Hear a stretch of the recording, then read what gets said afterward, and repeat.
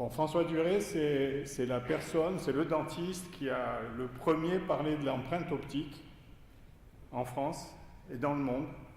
Et c'est le premier qui a pensé à une chaîne numérique avec des machines-outils pour faire des prothèses usinées. Et vous savez en quelle année c'était ça? Qui c'est qui a dit ça? 70, tu as dit? 70? Eh bien, tu es bon, parce que c'est en 73. Le docteur Moussali a bien dit qu'un des premiers pas, c'était la radio numérique. On a commencé avec des capteurs qui nous ont permis d'avoir une imagerie radiologique pratiquement instantanée et qu'on pouvait aussi lier à la fiche patient pour ceux qui avaient l'avantage et qui utilisaient l'outil de gestion par ordinateur. Actuellement, là, on est rentré dans une période où on est davantage dans l'empreinte optique, laquelle empreinte optique va permettre d'aller travailler sur de l'assistance par ordinateur, mais il faudra aussi s'aider avec de l'imagerie 2D et 3D, ce qu'on appelle les cônes BIM. Et puis il y a aussi un certain nombre de machines, comme les machines-outils, qui nous feront les prothèses que vous avez vues dans le film. La question c'était, est-ce que c'est seulement réservé à des restaurations unitaires? Alors quand il s'agit du cabinet dentaire, effectivement, historiquement, c'était réservé exclusivement à des restaurations unitaires. Maintenant, on peut commencer à espérer à usiner jusqu'à 2, 3, voire 4 éléments avec le nouveau CEREC.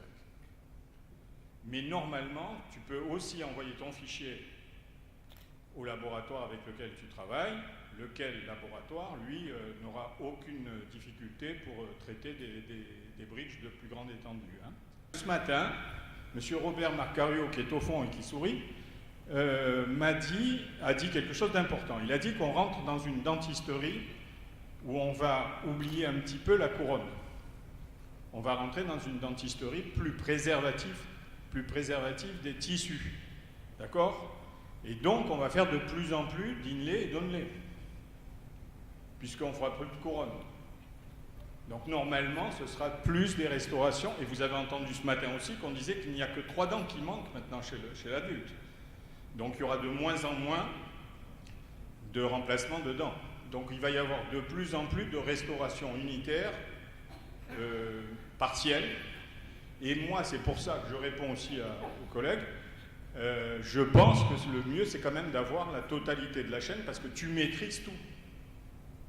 Tu maîtrises la totalité, tu fais ta restauration, c'est toi qui as taillé, donc tu vois exactement où sont tes défauts, etc. Tu peux recorriger autant que tu veux. Et l'avantage, c'est que dans la même journée, tu peux donc tailler, prendre ton empreinte, faire patienter légèrement ton patient, faire ton usinage. Si ça marche, tu scelles et c'est fini. Tu colles, excuse-moi. C'est une vieille habitude de vieux dentiste. Tu colles et c'est terminé. Donc, dans les radios numériques avec capteur, il y a une marque, vous voyez là, c'est Actéon qui le fait.